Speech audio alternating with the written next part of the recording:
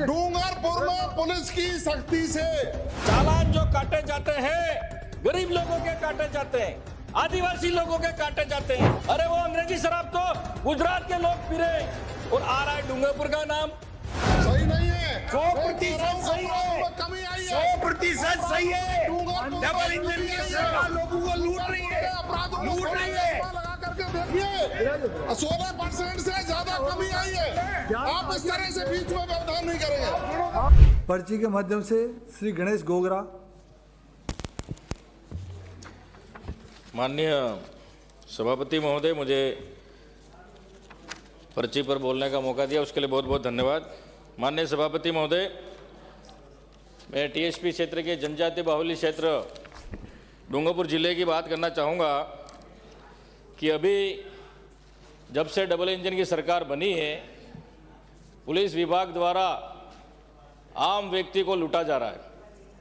मैं राम सागड़ा थाने की बात करूँगा। वहाँ राजा राम करके एक एएसआई है जो झूठे मुकदमे में लोगों को फंसा रहा है, जिसके साथ मारपीट की स्कूल में बच्चों के साथ, वो बच्चे और उसके परिवार वाले मना कर रहे हैं भाई ये लोग नहीं है, और सरपंच और पूरा गांव गया उस थाने में, उन्होंने कहा भाई ये लोग नहीं है, फिर भी वो जबरदस्ती उन जो फरियादी हैं उनको धमका के डरा के और उनको जबरदस्ती झूठे मुकदमे में फंसाना चाहता है। और वो लोग मेरे पास आए तो वो कहता है कि तुम नेताओं के पास सिफारिश कराते हो, नेताओं के पास क्यों गए? अरे आम जनता अगर पुलिस सुनवाई नहीं कर रही है तो सभापति महोदय मैं कहना चाहता हूं आपके पास भी आते होंगे, सभी जनप्रतिनिधियों के पास आते हैं, पुलिस अगर सही कार्रवाई नहीं कर रही है तो। उसी तरह से बिच्छीवाड़ा थाने में भी यही हाल चल रहे हैं। कनबा चौकी में शिशुपाल करके एक एएसआई है, इसने भी झूठे मुकदमे फर्जी लोगों को, बेचारे झूठे लोगों को फंसाया। इसमें एक फरियादी अगर थाने में रिपोर्ट दर्ज करना चाहता है 10,000 15,000 देगा तो फरियादी की रिपोर्ट ली जाएगी, और जो मुजरिम है उन मुजरिमों से पैसा साठ गांठ करके उनके खिलाफ मुकदमा दर्ज नहीं किया जाएगा। एक तरफ पुलिस कहती है अपराधियों में डर, आम लोगों में विश्वास कहां रहा? अरे पुलिस खुद अपराधी बन गई है। माननीय सभापति महोदय, ये हालात चल रहे हैं। और अभी 90% चालान जो काटे जाते हैं गरीब लोगों के काटे जाते हैं, आदिवासी लोगों के काटे जाते हैं। आप चालान की बुक मंगवाइए कि सबसे ज्यादा चालान किसके कटे हैं। गरीब लोग शहर में मजदूरी करने के लिए जाता है, दिहाड़ी करने के लिए जाता है, उसकी शक्ल देखकर उसको रोका जाता है और उससे 500 रुपए, 1000 रुपए, 2-2 रुपए के चालान बनाए जाते हैं। माननीय सभापति महोदय, मैं ये कहना चाहता हूं, इसी के साथ जो शराब तस्करी हो रही है गुजरात में, बिच्छीवाड़ा थाने से पूरे पुलिस जो सीआई है, पूरा स्टाफ है, पूरा मिला हुआ है। और अखबार में जब आता है कि डूंगरपुर जिले में इतनी अंग्रेजी शराब खपत हो गई, अरे वो अंग्रेजी शराब तो गुजरात के लोग पी रहे हैं और आ रहा है डूंगरपुर का नाम।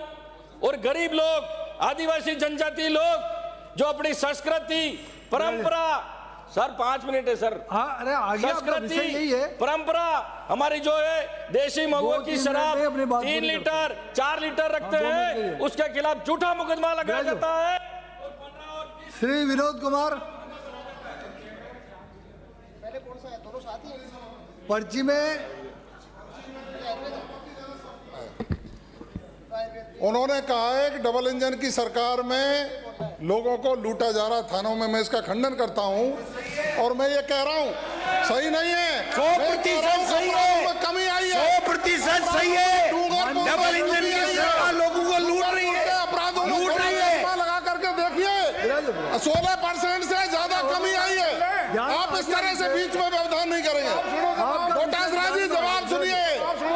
माननीय सभापति जी, डूंगरपुर में पुलिस की सख्ती से अपराधियों में भय, आमजन में विश्वास काम हुआ। 17% अपराधों में कमी आई डूंगरपुर जिले में। आगे ध्यान में श्री विनोद कुमार, श्री विनोद कुमार, श्री लक्ष्मण राम,